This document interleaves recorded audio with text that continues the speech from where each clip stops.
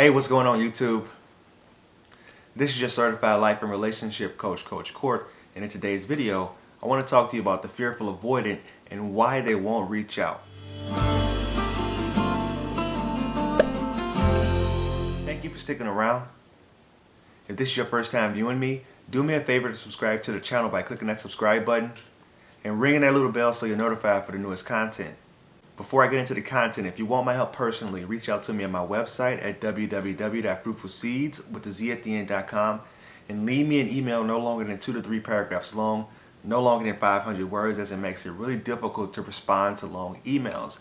I've been trying to respond to them, but when they get so lengthy, I just can't do it. It's just too much. It's too time consuming. So thank you guys for respecting that. And also I have my membership that I just released, my YouTube membership, where you get discounts on one-on-one coaching sessions, and you're also able to participate in the weekly group coaching sessions that I have right here on YouTube. In today's video, I want to talk to you about some of the reasons why the fearful avoidant won't reach out first. Now, this is whether you're going through a breakup or if you just had some type of disagreement or argument. The first reason that they won't reach out is because they mirror your actions. So if you're somebody that's kind of feels a little bit of discontentment with them, if you're feeling uncomfortable, if you're not happy with something that's going on within a relationship, and you start to pull back yourself, they're able to pick up on those little nuances that happen in the relationship. They are very good at sensing a person's vibe, sensing whether or not somebody is still in this or not.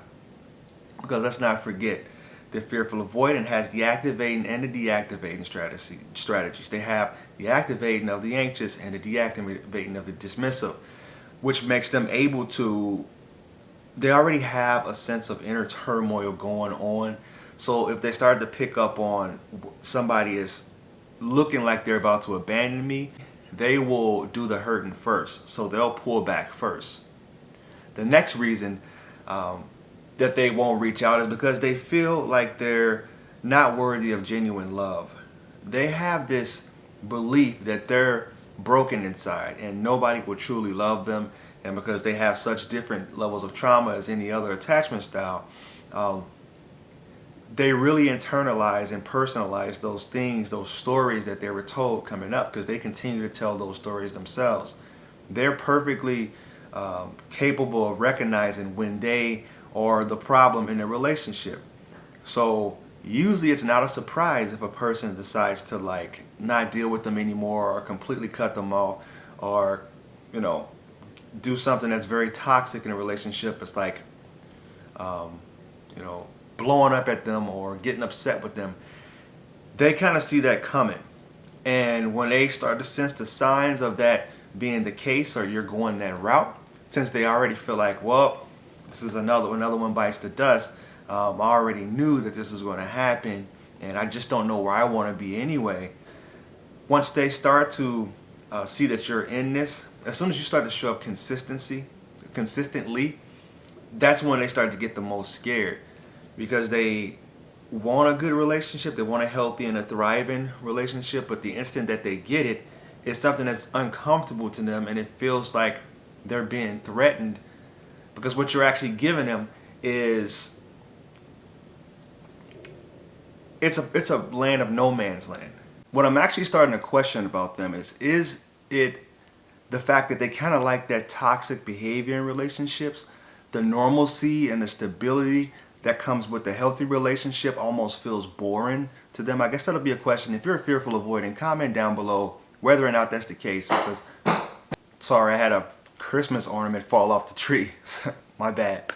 From questioning different people that has identified themselves as having a fearful avoidant attachment style, they are sometimes scared to reach out because they know that that person might reject them. Because the person is, in their opinion, most likely sick of their you-know-what and don't want to deal with them, they're scared to reach out first because they don't want to be met with rejection, and they don't want to have their ego damaged any more than what it already is, because they already feel like they're not able to have fulfilling, loving relationships, which is why they kind of just are always cautiously optimistic about whether or not something is real or not. That kind of leads me to my next reason on why they won't reach out to you. They feel as if people are upset with them for being the way that they are.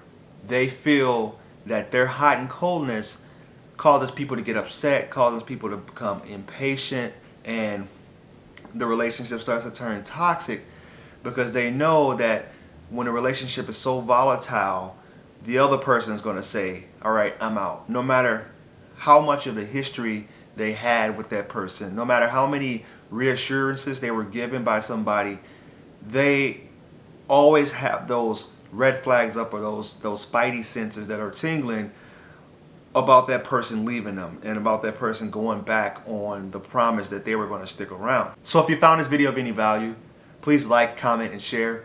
Reach out to me on my other social media accounts. Twitter is Coach Court 2, Instagram is I am Coach Court, and Facebook is I am Coach Court. Thank you guys, and I will talk to you soon.